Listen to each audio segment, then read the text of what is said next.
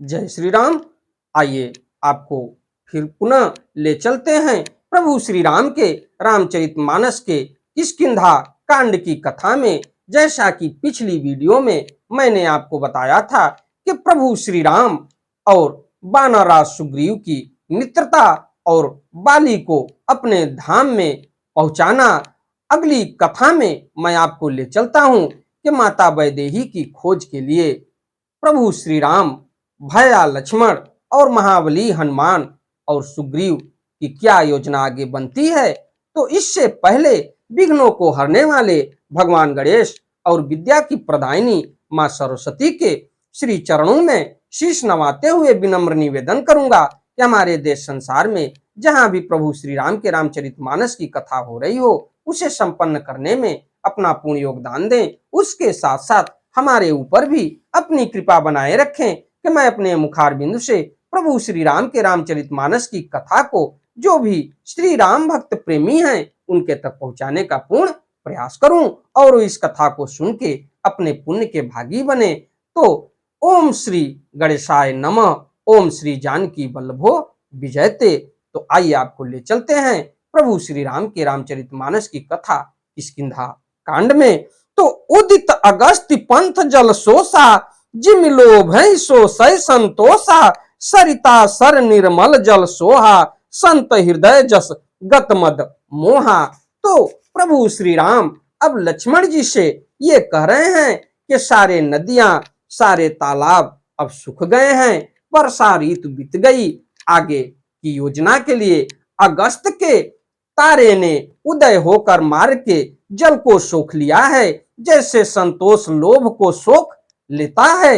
नदियों और तालाबों का निर्मल जल ऐसी शोभा पा रहा है जैसे मद और मोह से रहित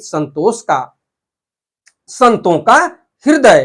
तो रस रस सुख सरित सर पानी, ममता त्याग करहि जिम ज्ञानी, जानि शरद ऋतु खंजन आए, पाई समय जिम सुकृत सुहाए। तो नदी और तालाबों का जल धीरे धीरे सूख रहा है, जैसे ज्ञानी विवेकी पुरुष ममता का त्याग करते हैं और शरद ऋतु जानकर खंजन पक्षी आ गए हैं, जैसे समय पाकर सुंदर सुकृति आ जाती है, पुण्य प्रकट हो जाते हैं।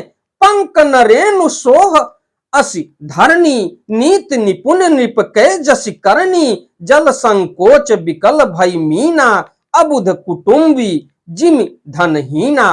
तो न कीचड़ है न धूल है, इससे धरती निर्मल होकर ऐसी शोभा दे रही है जैसे नीति निपुण राजा की करनी। जल के काम को जानने से मछलियां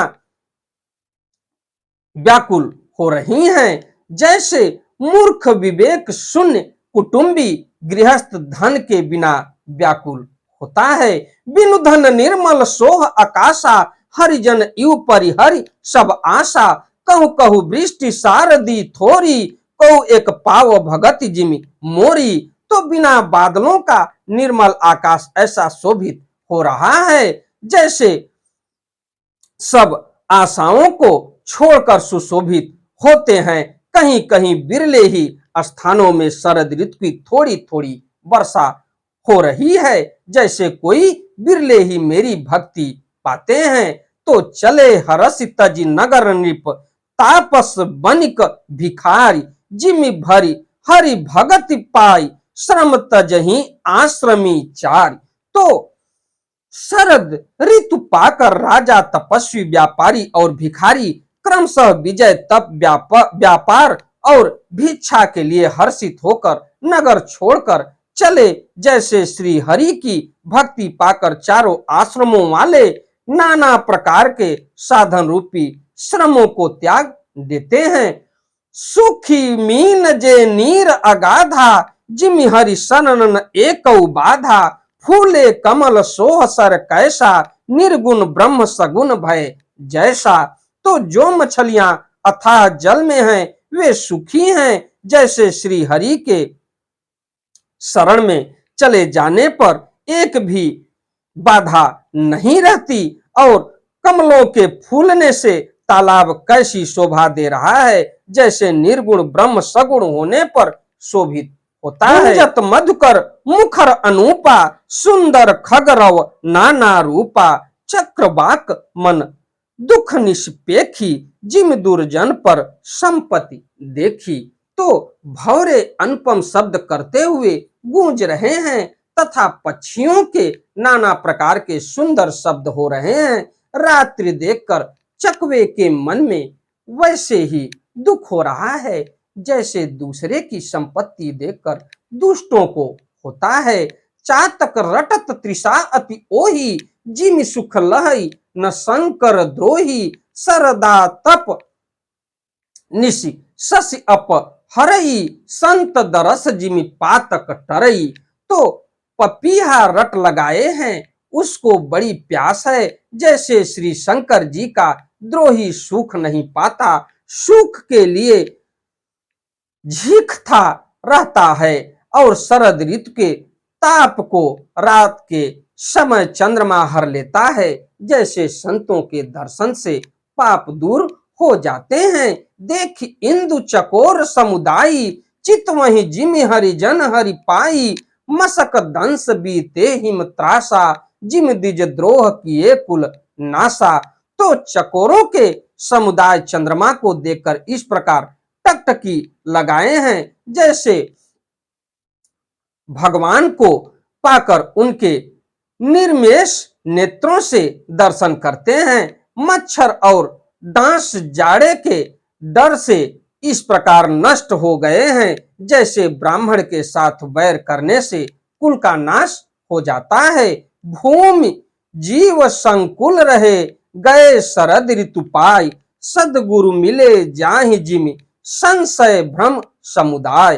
तो वर्षा ऋतु के कारण पृथ्वी पर जो जीव भर गए थे, वे शरद ऋतु को पाकर वैसे ही नष्ट हो गए हैं, जैसे सदगुरु के मिल जाने पर संदेह और भ्रम के समूह नष्ट हो जाते हैं। वर्षागत निर्मल ऋतु आई, सुदिन तात सीता के पाई, एक बार कैसे सुधि जानो, कालहु जीत निमिष महु आनो। तो वर्षा बीत गई, निर्मल शरद ऋतु आ गई, परंतु हे तात सीता की कोई खबर नहीं मिली। एक बार कैसे भी पता पाऊं तो काल को भी जीतकर पल भर में जानकी को ले आऊं। तो कतहु रहौ जो जीवित होई, तात जतन करी आनौ, सोई सुग्रीवहु सुधि मोरी बिसारी, पावा राज कोशपुर नारी। ये प्रभु श्री राम सोच रहे हैं कि वर्षा ऋतु बीत गई, लेकिन सीता की कोई सुध नहीं मिली। ऐसा तो नहीं कि सुग्रीव भी अपना राजपाट पा जाने के बाद इन सब बातों को भूल गए कि हमको आगे क्या करना है और प्रभु से हमको किस प्रकार से वचनों का पालन करना है। तो कहीं भी रहे यदि जीती होगी तो हे तात, यत्न करके मैं उसे अवश्य लाऊंगा। राज खजाना नगर और स्त्री पा गया, इसलिए सुग्रीव ने भी मेरी सुधि भुला दी। ये प्रभु श्री राम कह रहे हैं। तो जही सायक मारा मैं बाली, तही सरहतो मूढ़ कह काली, जासु कृपा छूटी मद मोहा, ता कहु उमा की सपने हूं कोहा।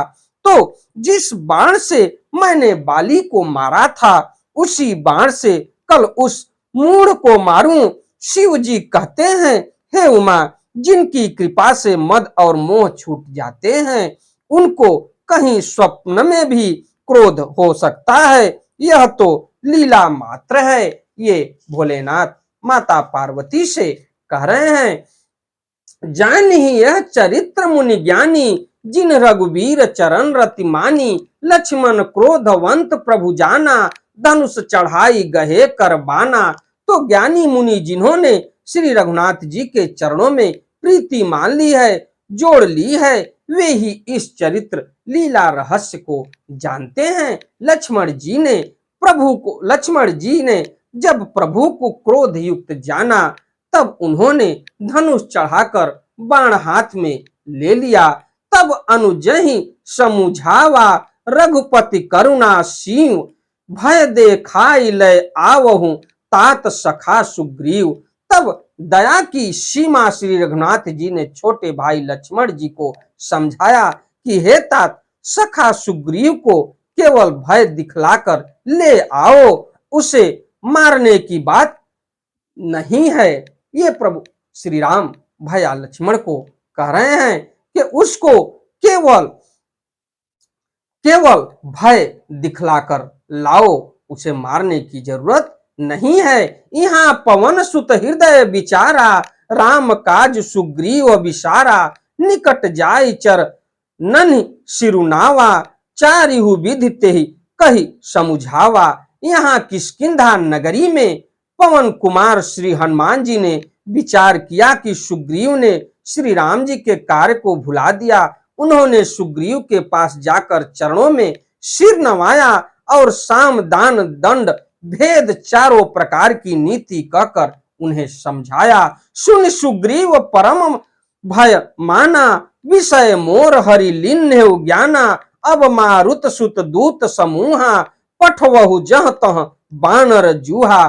तो श्री हनुमान जी के वचन सुनकर सुग्रीव बहुत ही भय माना और कहा, विषयों ने मेरे ज्ञान को हर लिया था। अब हे पवनसुत, जहां तहां बानरों के यूथ रहते हैं, वहां दूतों के समूहों को भेजो। कहु पाख महु आवानक जोई, मोरे करता कर बध होई। तब हनुमंत बोलाए दूता, सब कर करि सन्मान बहुता। तो और कहला दो कि एक पखवाड़े में 15 दिन में जो न आएगा और उसका मेरे हाथों वध होगा। तब हनुमान जी ने दूतों को बुलाया और सबका बहुत सम्मान करके आगे कहे कि भय अरु प्रीति नीति देखराई, चले सकल चरणन सिरुनाई। यही अवसर लक्ष्मणपुर आए, क्रोध देख जह तह कपि धाये।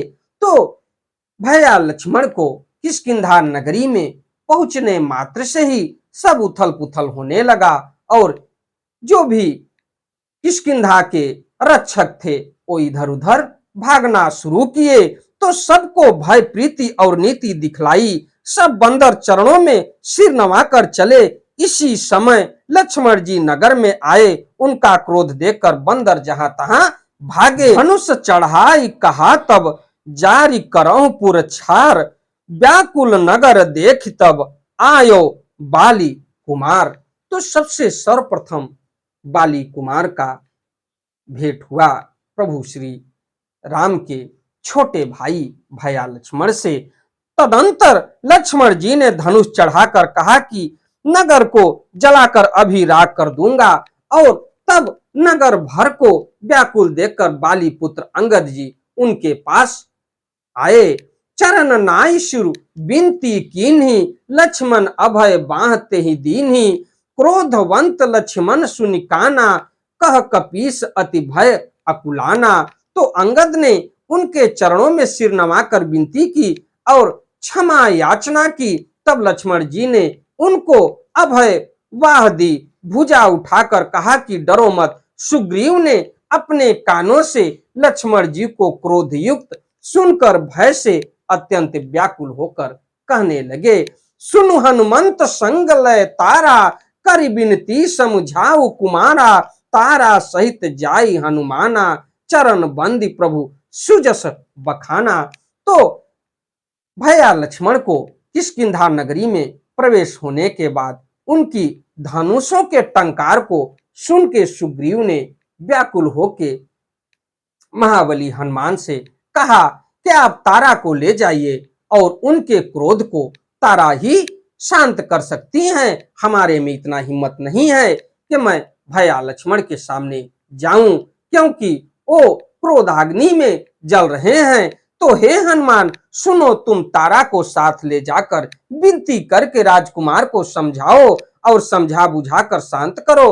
हनुमान जी ने तारा सहित जाकर लक्ष्मण जी के चरणों की वंदना की और प्रभु के सुंदर यश का बखान किया।